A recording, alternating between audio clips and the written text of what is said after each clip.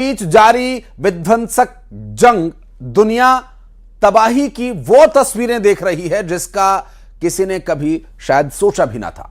जंग दो देशों में चल रही है, अगर टू बी प्रिसाइज कहें तो 3 देशों में चल रही है, लेकिन मानवता को इसकी कीमत चुकानी पड़ रही है। इजराइल ईरान के काउंटर अटैक की अब 6 तस्वीरें हम आपको दिखाते हैं। ईरान का इस्फहान, जहां आज अमेरिका ने बंकर बस्टर बॉम्ब्स गिराए तो ईरान ने तेल अवीव में तबाही मचाई। इराक में अमेरिकी बेसिस को निशाना बनाया। हाइफा में ड्रोन से आग बरसाई। लेबनान में इजरायली अटैक के बाद आसमान छूती आग की लपटें नजर आईं।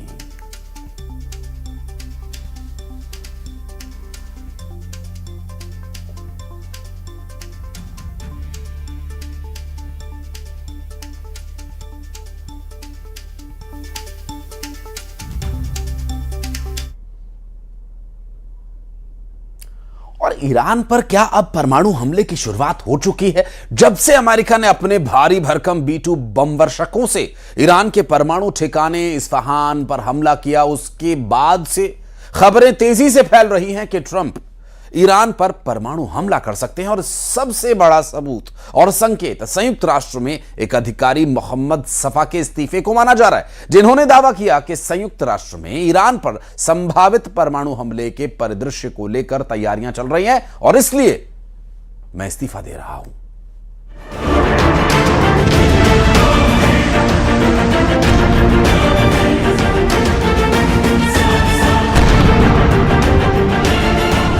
इस्फहान में धमाका, परमाणु हमले की तैयारी। ईरान युद्ध अब ऐसे दौर में पहुंच चुका है जहां अब या तो अमेरिका पूरी तरह से जंग जीत कर निकलेगा या फिर बुरी तरह से तबाह होकर भागने को मजबूर होगा। ईरान युद्ध अमेरिका और इजराइल के लिए नाक की जंग बन चुका है। पिछले 24 घंटे में जो हमले हुए हैं और जो खबरें सामने आई हैं वो हैरान करने वाली है।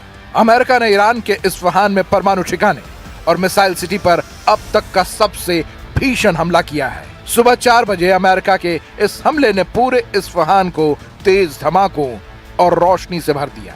आसमान तक बम धमाकों से पैदा हुई लपटें साफ देखी जा सकती थी। इस खबर की पूरी डिटेल हम आपको बताएंगे।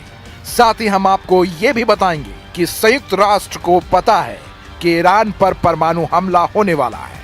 क्या इसी वजह से संयुक्त राष्ट्र में एक अधिकारी मोहम्मद सफा ने अपने पद से इस्तीफा दे दिया है? साथ ही आपको ये भी दिखाएंगे कि खारदीप कैसे अमेरिका के गले की हड्डी बन चुका है। कुल मिलाकर तेहरान से तेल अवीव तक हो रहे हमलों से साफ है कि ईरान युद्ध लंबा चल सकता है और आने वाले दिनों में और विनाशक हमले हो सकते हैं। हम शुरुआत करते हैं अमेरिका के उन हमलों से जिसने पूरे ईरान को दहला दिया है। लेकिन इस सब के बीच चीन और रूस ने ईरान को बचाने के लिए अपने पत्ते खोलने शुरू कर दिए हैं। और अब खबर है कि रूसी समर्थक चेचन लड़ाके ईरान की तरफ से युद्ध में कूदने जा रहे हैं।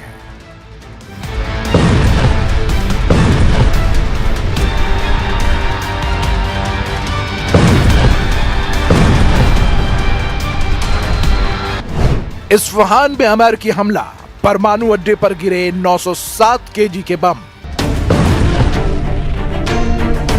ईरान का इस्फहान शहर अमेरिका और इजराइल दोनों का प्राइम टारगेट बन चुका है। सुबह 4 बजे जिस वक्त ईरान के इस्फहान पर अमेरिका के B-2 बम वर्षक, F-35 जेट और टॉमहॉक मिसाइलों से हमले हुए, उस वक्त किसी को अंदाजा नहीं था कि ये अमेरिका का अब तक का सबसे बड़ा हमला होगा। ट्रंप ने खुद इस्फहान पर अमेरिकी हमलों की तस्वीरें और वीडियो पोस्ट किए हैं और दावा किया है कि ईरान का विशाल मिसाइल भंडार, गोला बारूद तबाह हो चुका है। तस्वीरों में साफ देखा जा सकता है कि हमला होते ही आग की लपटें आसमान को छूने लगी। तस्वीरें देखकर ऐसा लगा कि जैसे कोई छोटा मोटा न्यूक्लियर धमाका हुआ हो।